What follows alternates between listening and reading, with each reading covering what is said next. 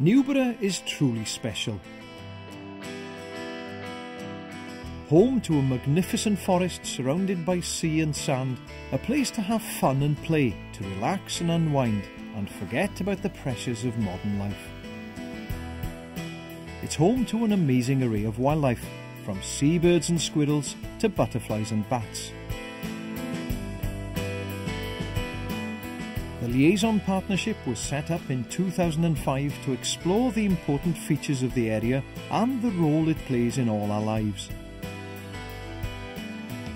This film presents the Forest Design Plan and shows how we will manage the forest to keep it special. It secures the forest's future as a place of work and as a tool to regenerate the local economy. It will also remain a place of leisure and a haven for wildlife.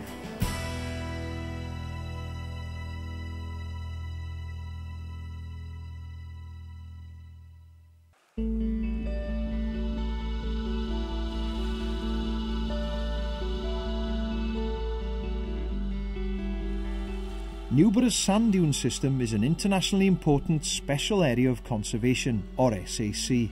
This is the highest environmental protection afforded under European law and requires us to take action to improve the condition of the dune systems. To do this, some trees need to be removed so the dune system can recover. The plan sets out how Forestry Commission Wales will work with others to look after this important area. Sand dunes are a very important and rare habitat. Those that are close to the shoreline have very few plants and are prone to constant change by wind. Further inland, plant life begins to flourish. Their roots help to stabilise the dunes. Marram grass sends its long roots deep into the sand in search of water. They act like a net, holding the sand together against the wind. Further inland, the more stable dunes support more plants, and when they die, they mix with the sand to make soil. Because of their colour, they're called grey dunes. Trees then grow and the dunes become stabilised. This natural woodland is known as Atlantic fixed dune woodland and is made up of species like willow, hazel, alder, birch and oak. In natural dune systems, the valleys between the dunes are called slacks, which flood and form ponds in the wetter months. They provide a special environment for plants, including many rare species. Wildflowers found here include the delicate Welsh marsh orchid. When the Forestry Commission planted Newborough Forest, the trees stabilised the entire dune system. This changed the naturally mobile state of the dunes. Although this was bad for the dunes, it did reduce the amount of sand being blown into Newborough village, which made life unpleasant on a windy day. The forest that then grew up now offers a great place to peacefully enjoy the countryside, whatever the weather. It never feels crowded, even when the car park is full. And as well as generating income from tourism, it also supplies timber to the forest industry. So the forest is seen as both hero and villain, and it is the task of Forestry Commission Wales to find a way forward that minimises the negative effects of the forest on the sand dune system, yet encourages the benefits that the forest can bring to the area. The Liaison Partnership's Habitats and Species Group have recommended how best to look after Newborough's rare and important plants and animals. Shoredock is one such species. It is one of Europe's most threatened native plants. As possible remnants from before the forest was planted, it's found on stream and pond edges in forest clearings. To protect it, we will keep the clearings open and the ponds intact. These ponds and slacks are also famous for another endangered species, medicinal leeches. Exploited in the 19th century for bloodletting, they are now quite rare. Collectors would stand in ponds with a cup of pig's blood to attract the bloodsuckers to their legs. Once attached, they'd be allowed a good feed before being picked off and sold. The forest design plan ensures that these precious ponds will be looked after. Newborough Forest is also home to the rare and elusive red squirrel. The Friends of Anglesey Red Squirrels and Menter Môn are working to keep the island as a safe refuge for them against their invasive and larger cousin, the grey. Under permission from Forestry Commission Wales and the Countryside Council for Wales, a red population was reintroduced into the forest, with successful breeding enclosures set up to help establish a healthy population. The appropriately named crossbill can also be seen here. They depend on the trees for survival. The largest raven colony in Britain also roosts in the forest. Up to 2,000 birds can be seen here. Again, the Forest Design Plan consultation recognised the importance of these species and their relationship with the forest. But it's not just wildlife that benefits from the forest. The liaison partnership also showed it as a place of work, with the timber industry providing many jobs and local income. The forest also welcomes 175,000 visitors a year, who make a considerable contribution to the local economy. The economics group discussed how to use this income to create new jobs that'll keep people in the area. Suggestions include developing local markets for the supply of wood for heating and electricity generation, provision of a sawmill and kiln to add value to the timber before it leaves the forest, and using some of the timber in craft making. Another idea was to set up a training facility teaching forestry and other rural skills. Finally, the group looked at the provision of tourism facilities, from ice cream sales and cafes to a new visitor centre. A feasibility study conducted by Menter Môn looked at developing a visitor centre. It showed the need to work together to find positive solutions to issues like the potential increase in traffic through the village. The need to choose a site that made the most of the beach and the forest, what the role of a centre would be, from a place to have a cup of tea, to an education centre for schools, or a year-round, all-weather facility that supports local accommodation providers. Other visitor centres, like at Coed y Brenin near Dolgellau, have significantly increased the visitor time and spend in the area. Menter Môn also recently secured funding to explore a selection of options highlighted in the original feasibility study.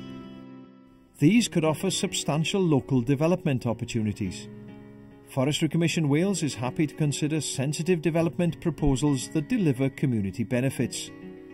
But it needs your help through the liaison partnership to find positive solutions to some of these difficult issues and to ensure the benefits are felt by the community of Newborough. The Access and Interpretation Group recommended renewing the on-site panels and designing a new leaflet. This would illustrate the importance of the site and how to find your way around it safely. The new leaflet covers the warren and forest, showing up the public car parks and footpaths, bird hides, the coastal path and way-marked routes in the forest, and the new geological trail, and is available at most tourist outlets. Access has also been improved through initiatives like the Lôn Las Cefni bike route, running from the Cefni Reservoir to the beach car park and back up to Newborough village. Negotiations are underway to create an orienteering course aimed at helping young people develop their map reading and outdoor skills. Plus a trim trail to get fit whilst having fun in the forest. Plans have been submitted to extend the Mastraeth car park, build a corral to unload horses safely, and to provide a separate route into the forest for horses and walkers. Plans to instil a barbecue facility in this field next to the beach car park will help to minimise the risk of forest fires, whilst providing a social point for families and friends. and work has begun to set up a volunteer group that will learn more about the forest and how to look after it. Forestry Commission Wales and the Countryside Council for Wales have planned 10 events over the next year to help get this group up and running. The forest design plan leaves much of the Llanddwyn beachfront intact, as it's being hit so hard by the sea. Some trees may have to be felled here to stop them from falling onto the beach. The residents' car park has already been a victim of this erosion. The plan is to move it inland to the forest barrier, so residents are ensured safe access to the beach and to launch boats. As we've seen, there are some areas of conflict. We'll now look at how the forest design plan can address these issues. This process starts by mapping all the important features we've talked about to see how they all fit together. The bird's eye view gives us a good perspective. The warren and the forest have a hard, straight boundary, which isn't natural. Normally, there would be dunes between the beach and the forest, but not here. Though on the Malltraeth side we have an edge which is nearer to a natural state, with estuary giving way to salt marsh, reed beds and on to a mixed woodland edge with mainly native species. We know that leeches will be found in ponds, so we can highlight these areas.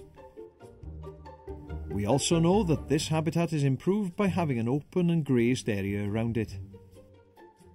Keeping these areas open supports the growth of wildflowers and their attendant insects and butterflies.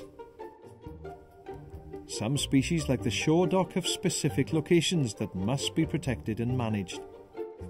But other species like squirrels, ravens and crossbills can easily move around the forest to find new habitat. By overlaying the car parks, footpaths, roads, rides, tracks and paths, we can see the forest boundaries and how it's broken up. This is what we would call our base map. The design process now looks at each of these points and explores ways to manage them.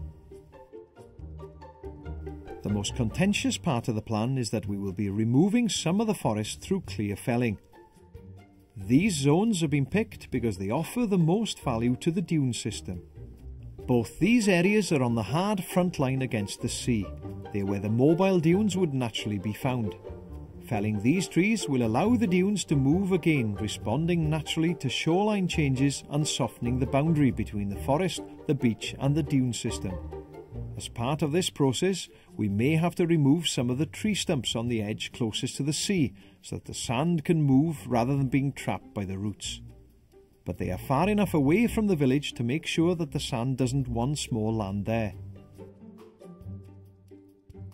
The next zone is the border to the warren, and we keep this area as forest but reduce the number of trees across the site. This will help to lessen the effects of the trees on the dunes and slacks whilst retaining shelter and shade.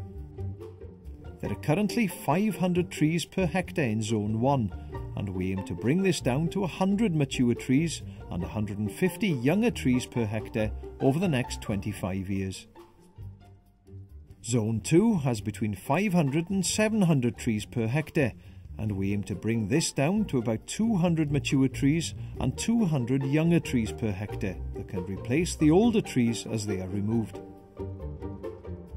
First of all, we will thin the trees from Zone 2 to allow them to get used to growing in more space, and so stabilise against the wind. In this first operation, we will take out about 100 trees per hectare. 5 years later, we will then work in Zone 1, taking about the same amount of trees, then back to Zone 2 in another 5 years, and so on for the next 25 years.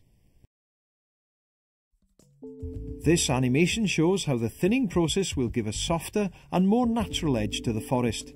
It will allow the forest and dune habitats to blend together. Reducing the mature tree cover means more light will reach the forest floor, which will allow more plants to grow.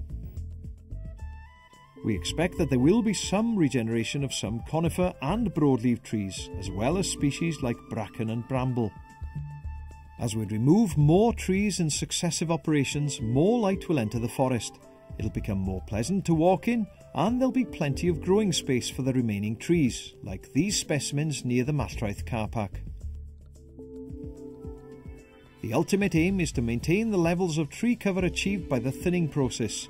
We will allow young trees to grow up through the mature pine trees, creating a more natural looking forest. If species like bracken and bramble start taking over, we will look to control them with practical solutions like grazing them with the ponies or cutting and spraying. To find out which method will give us the best results, we aim to take the warren fence and move a section of it back into the forest here. There will be gates on all footpaths so that recreational access is improved between the forest and warren. This process, together with the tree thinning, will naturalise the forest edge away from the current straight line. The plan also builds in a reserve, where the aim is to establish an area of natural Atlantic fixed dune woodland. This is an area where natural processes will shape the woodland. Only if a tree falls over a footpath would we clear it up to make it safe. Otherwise, we would leave it to rot and provide food and shelter for wildlife. The natural woodland for this site would eventually be made up of species like willow, alder, hazel and oak, similar to the woodland found here alongside the Matraeth estuary. These species will eventually replace the majority of the planted conifers. There is a possibility that some non-native and invasive species may also spread into the area, like the cotoneaster found in the rest of the forest. If this does happen, then we would carry out operations to control the unwanted species before they become a problem. This zone is bordered by several open areas. We aim to connect these to create a patchwork of open areas and mature forest, once again blending different habitat types to maximise the benefits to wildlife. The rest of the forest will be managed for continuous cover. Trees will be removed and sold, but not clear felled. The forest will change in appearance over the years as Corsican pine, the main species in the forest at the moment, doesn't regenerate in this country. But there are plenty of other species that are seeding into the forest, like Monterey and lodgepole pine, and many of our native broadleaf species. We will also be planting under the mature trees to ensure we maintain the right balance of species for the forest. A greater variety and age range of trees not only protects the soil and improves the tree's stability, it also encourages a greater diversity of wildlife.